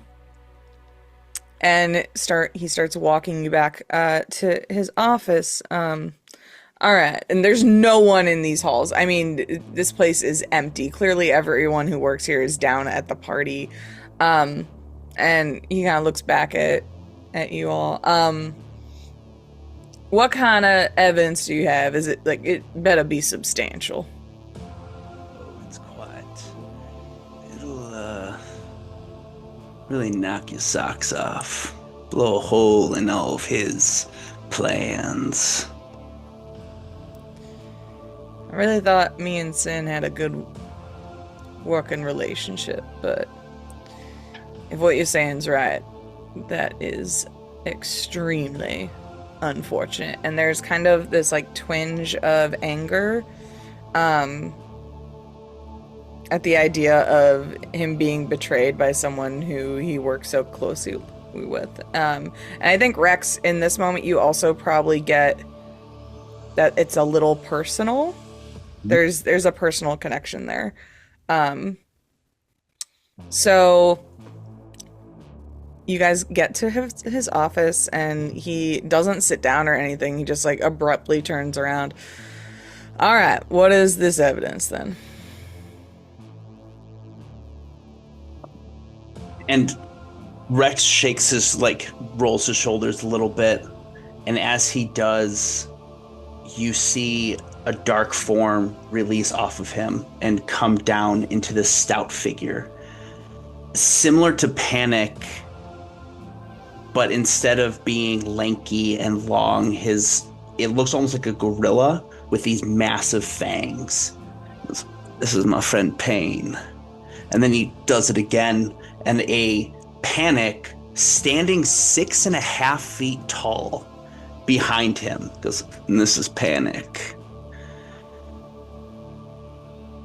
They're going to ensure that the evidence lands in your hands. And they're going to attack Lomond." Oh shit. Okay. All right. We are. My favorite is Jenel just being like, "What?" Pain gets a 6 to hit, and for Panic, as in his huge form, I get to roll die 10 for him, and that is a 2. The first one, I believe, does not hit, and the second one does. Okay. He can attack twice per turn. Dear Lord. Okay. And it'll be 2 per.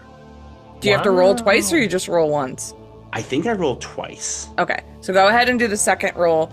The first attack, it was Panic that hit, right? So Pain missed? Pain missed. Okay, Yeah. so Pain goes to attack, and Lomond, his eyes get big, and he, jumps to the side, and sort of, what do you do? And as he's, mid-speaking, is when Panic is able to get in the first attack on him. You said that does 3 damage? It's gonna do a total of 3 damage. Okay. How is he attacking him? So similar to how we saw Panic before, where he was like short and lanky, he's now tall and lanky. And he's got the long claws, and so Panic is just going to swipe in at him, slashing him across the face. And as soon as he does, careful, we need to keep him pristine condition. We need to make sure that there's no confusion to who caused all these problems.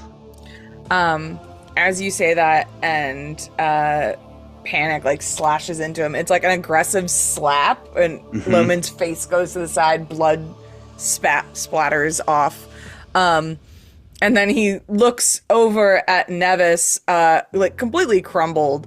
Nevis, what are you doing? Call your man off! Oh, I really wish I could. Big brother. And she's going to attack him. Amazing. Are we the bad guys? No. I don't know, are you? But Yeah. I don't know if you can tell me how he's looking with his health right now. Not great. He doesn't have a ton of health. This boy ain't made for fighting. He's a business executive. The intention here is to knock him out. However, there's something mechanically that I have that can, well, make it an eternal rest. So that's a you choice. yeah. So the intention is to knock him out. So she's going to just basically, years and years of rage has been creeping up in her this whole time, and is finally ready, and finally has the chance to release this anger and beat the crap out of him. So she's going to swing and claw, just like the little gremlin pals did, but the tall one did. And roll. I'm gonna roll. It's happening. Gotta be 5. Roll for initiative. Oh, I got a 1. Yes. Oh, shit. It was meant to be, guys. It was Yes. meant to be. Well, Rip Lomond. You roll a 1 on any of the dice used for the attack. You land a critical hit. Your attack deals 1 additional damage. And if your weapon is just medium, then it would have just dealt 1 damage. So you deal 2 damage. Okay. So you're looking at Lomond, and you are striking into him. He is still breathing, but he is on the brink of death. What if he has? I mean, blood Does he cascading down everywhere. Does he have 1 health left? Yes. Well, I have a mechanic called finishing blow. And what that means is,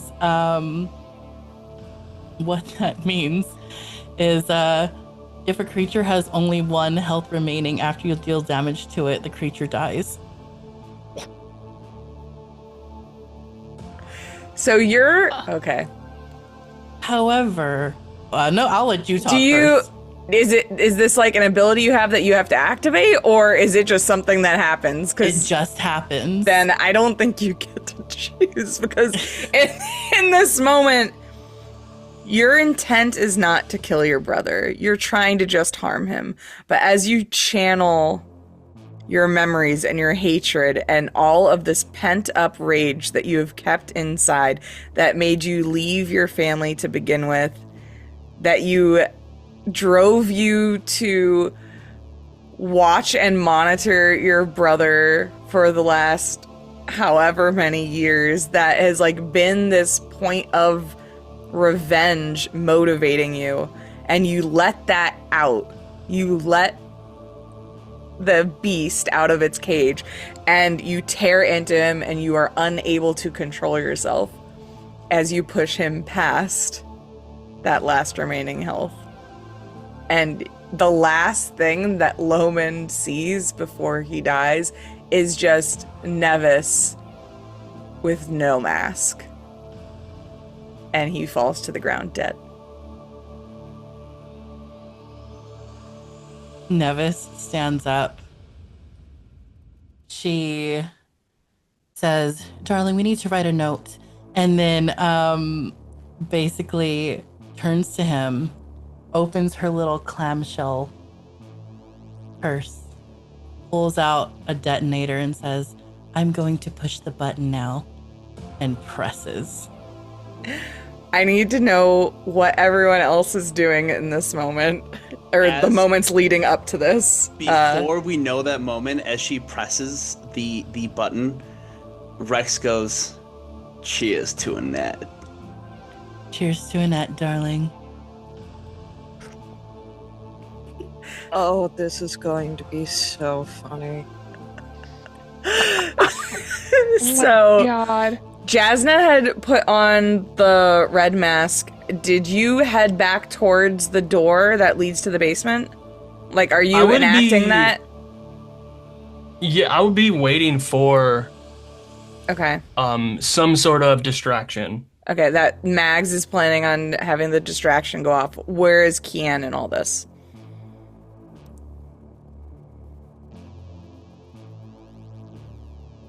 At the tree. Well, you have to get down to the tree. So then you would be going with Jaznah. Well, because the tree is in the basement. yes. I think that Oric would have helped Cian get down there first. Okay, so We we'll couldn't say act out. we'll say that you disappeared during all of this commotion going on. You would have the schematics to get down to the basement. There are multiple ways to get down there. So we'll say that you are like halfway down there when this is all about to happen. Okay, perfect. Jaznah has not gotten past the door yet.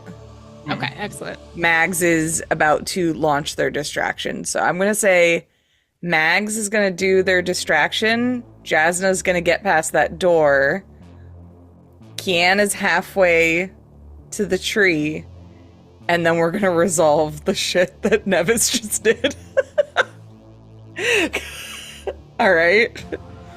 So, Mags, could you please describe what your distraction is? The buzz can be simple, but the bird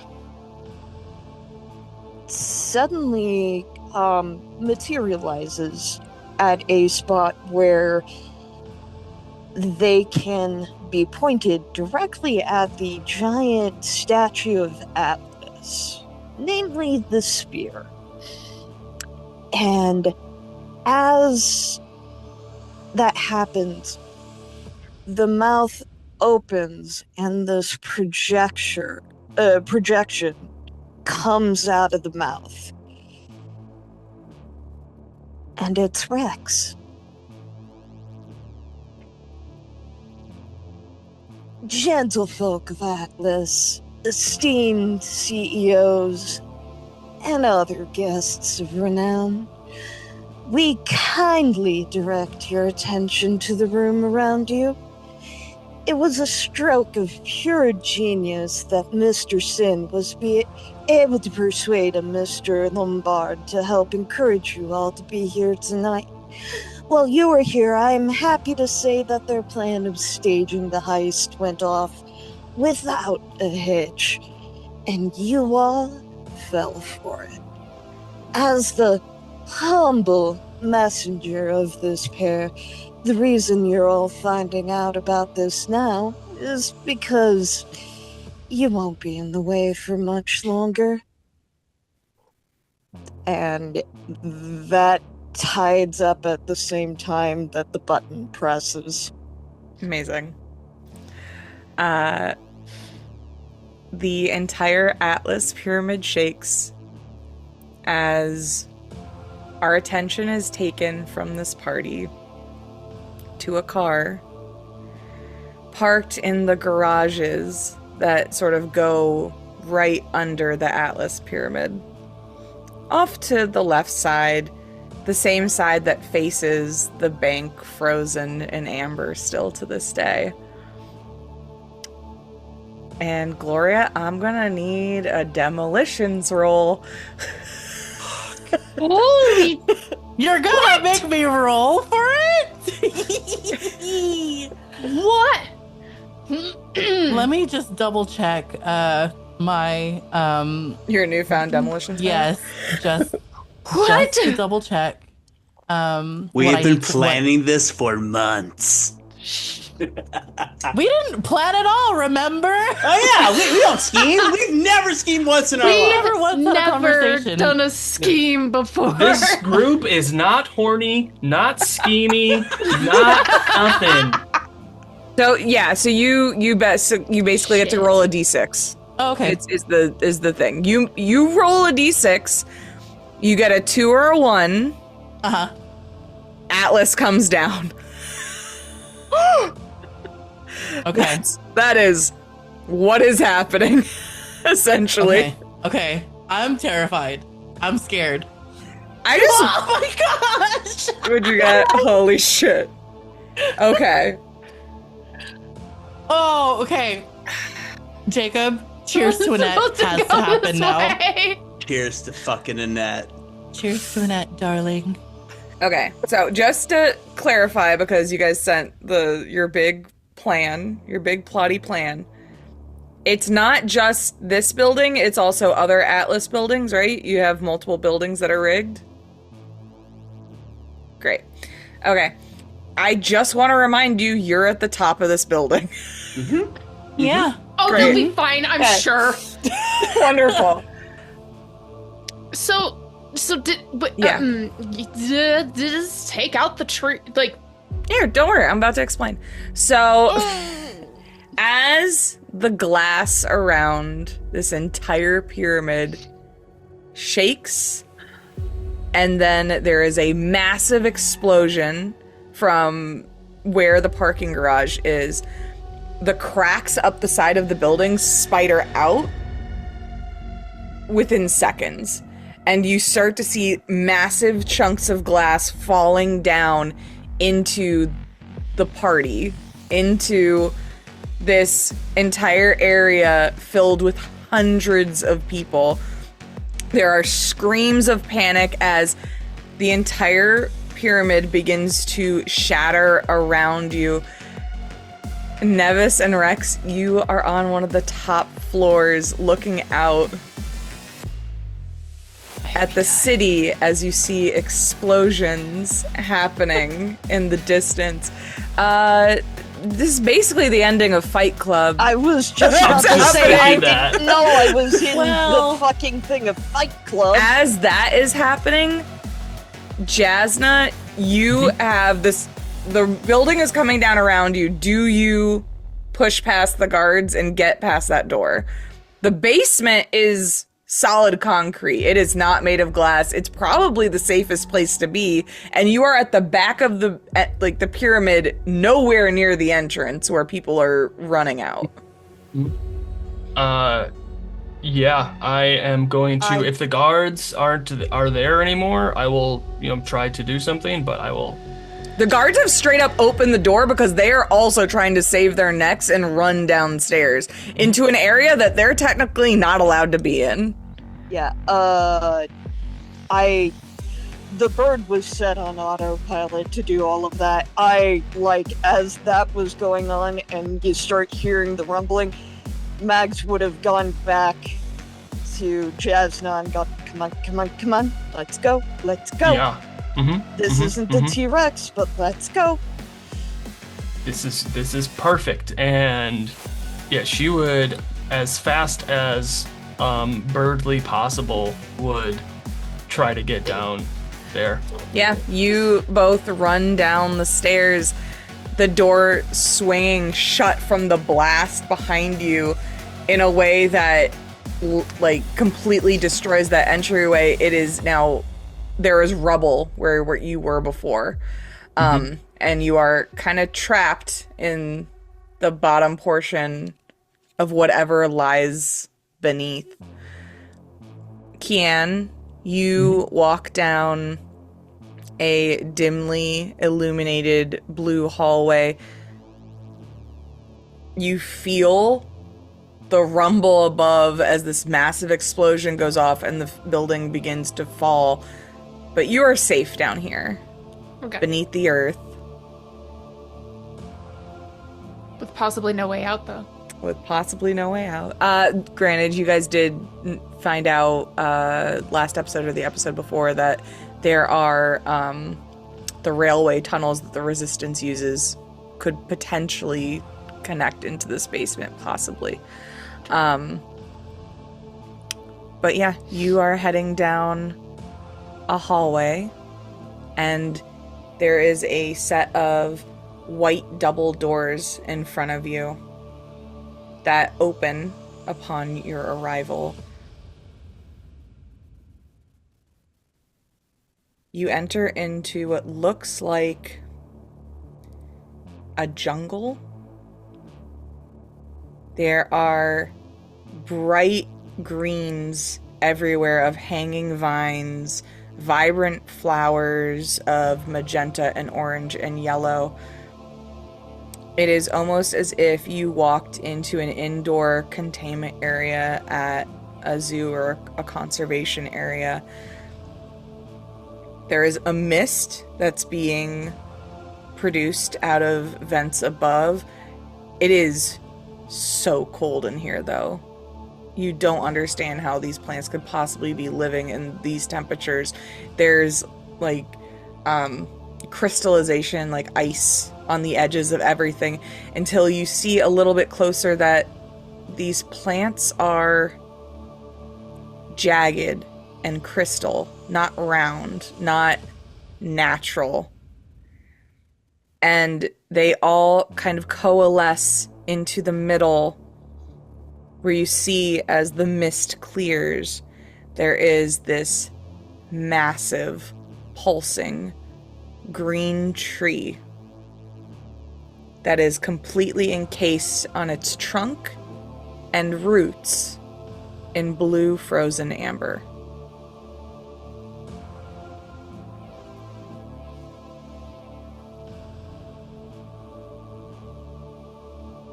It's just me there right now? Yep.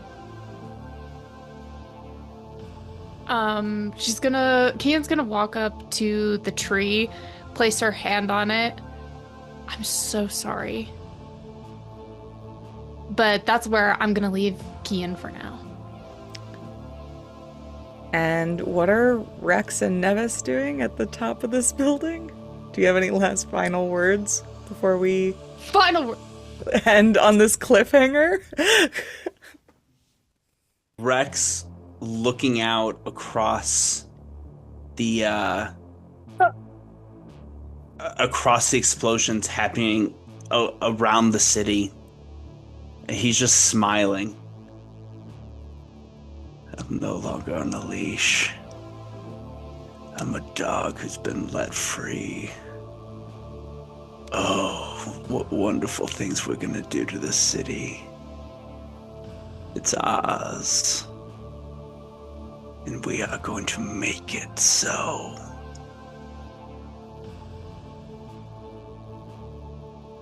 This is going to be so wonderful.